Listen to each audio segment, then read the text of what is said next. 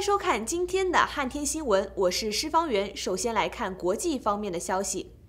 周四，以色列表示禁止2名美国国会议员入境，他们是民主党国会女众议员奥巴尔和特莱布。他们曾多次批评以色列政府及其对待巴勒斯坦人的方式。美国与以色列之间的这一事件，在有关美国是否支持其中东盟友的辩论中引发了新一轮的争议。An unprecedented step to punish President Donald Trump's political enemies. Israel barring 2 Democratic congresswomen and outspoken Trump critics from visiting just minutes after the president tweeted Israel would be showing great weakness by allowing Rashida Tlaib and Ilhan Omar to enter the country, later adding they hate Israel. After the announcement, Israeli Prime Minister Benjamin Netanyahu issued a statement saying no country in the world respects America and the American Congress more than the state of Israel, adding Israel's law prohibits the entry of people who call and operate to boycott Israel. The yeas are 398. The nays are 17. Netanyahu referencing a bill Tlaib and Omar supported, which overwhelmingly failed to pass the House weeks ago, which supported the right to boycott, though the resolution itself didn't specifically mention Israel. I can't stand by and watch this attack on our freedom of speech and the right to boycott the racist policies of the government and the state of Israel. Even so, Israel's ambassador to the U.S., Ron Dermer, one of those closest to Netanyahu, said last month the two would be allowed entry because of Israel's respect for the American Congress. Not anymore. For her part, Omar, who along with Tlaib are the first 2 Muslim women in Congress, responded, saying Trump's Muslim ban is what Israel is implementing, this time against 2 duly elected members of Congress. Because we're going to go in there, we're going to impeach the The Democratic freshmen are also 2 of the most outspoken critics of Trump, calling for his impeachment, leading Trump repeatedly to accuse them of being anti-Israel and anti-Semitic. Oh, I forgot. She doesn't like Israel, I forgot. And launching racist attacks against the 2, including telling them to go back to where they came from, even though both are American citizens. This Tlaib, she's vicious. She's like a crazed lunatic. She's screaming. I'm looking at this Omar from Minnesota, and if 1/2 of the things they're saying about her are true, she shouldn't even be in office. In recent days, there has been a bipartisan congressional delegation, some 70 Democrats and Republicans, here to meet officials. But Congresswoman Tlaib and Omar chose not to go on that trip because it was put together by pro-Israel American lobby AIPAC. Interestingly, it was AIPAC in a rare move that split with Trump and Netanyahu and said even if these 2 women support a boycott of Israel and are anti-Israel, they still should have been allowed into the country so they could see it and experience it firsthand. Oren Lieberman, CNN, Jerusalem.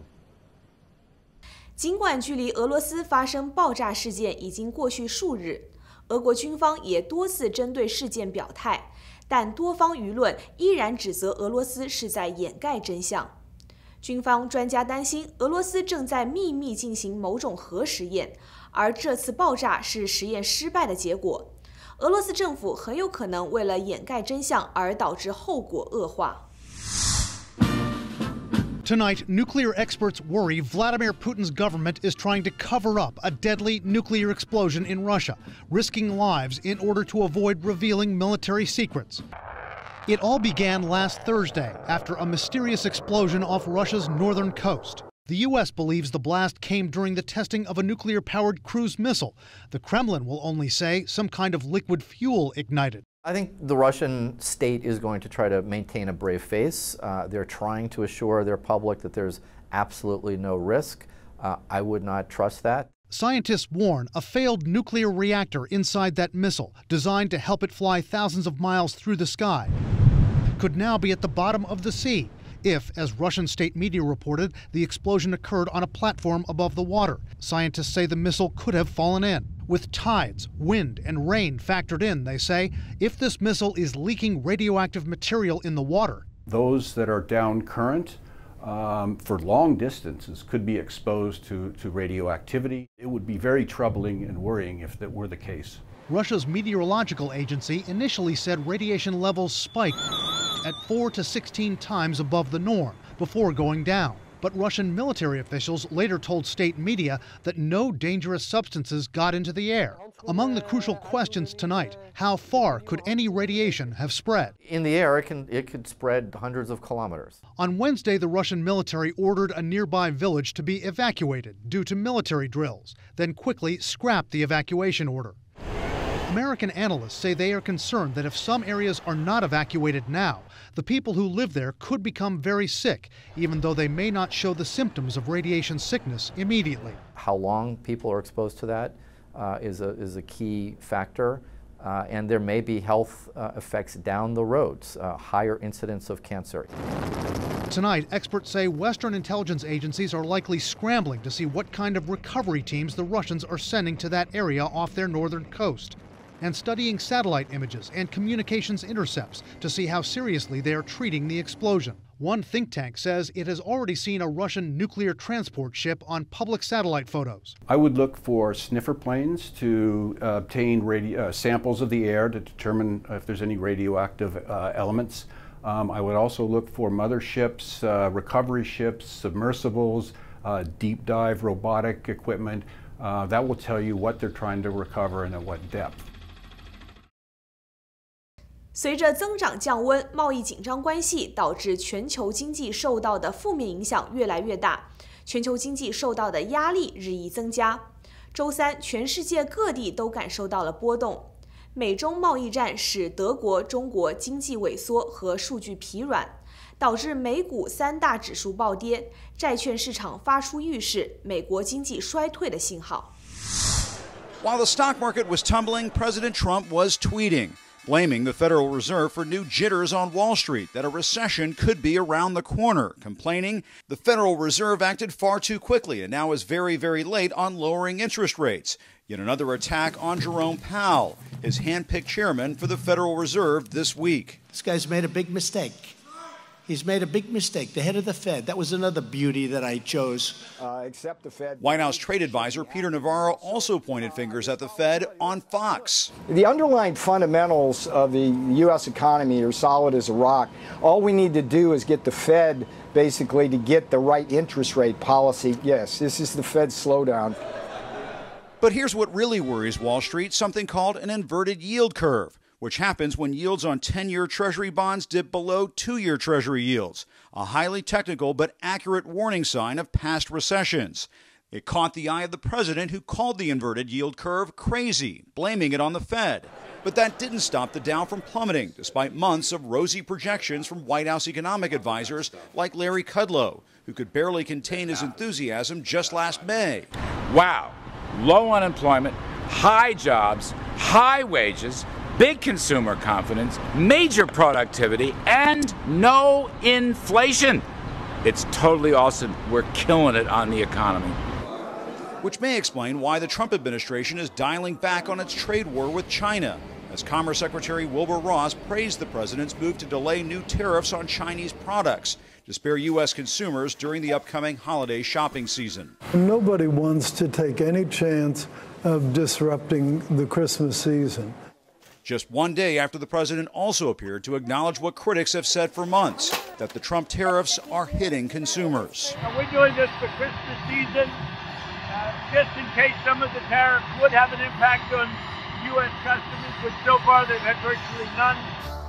Mr. Trump's potential 2020 rivals warn the president's policies are coming back to haunt consumers. Bottom line is a tariff is a tax. We pay it. And if they continue doing this with no strategy, it's going to continue to come down on the backs of American families and American farmers. And potentially future generations, as the deficit is skyrocketing. You have never seen more fiscal hypocrisy than what the Republicans have delivered. The Trump-McConnell era is the most fiscally irresponsible era in American history. Democrat Julian Castro bought ad time in New Jersey, so the president could catch the contender's latest spot while on vacation at his golf club. As we saw in El Paso, Americans were killed because you stoked the fire of racists. Innocent people were shot down because they looked different from you. Because they looked like me. They looked like my family. 在宾夕法尼亚州的费城，经过8小时的对峙，警方终于成功逮捕了造成恶性枪击的枪手。这名枪手名叫希尔，36岁，男性，在对峙中造成6名警员受伤。目前，包括美国总统在内的多方都针对事件表达了态度，并对美国目前的控枪问题展开了讨论。Panic in the streets of North Philadelphia Wednesday as bullets flew for hours.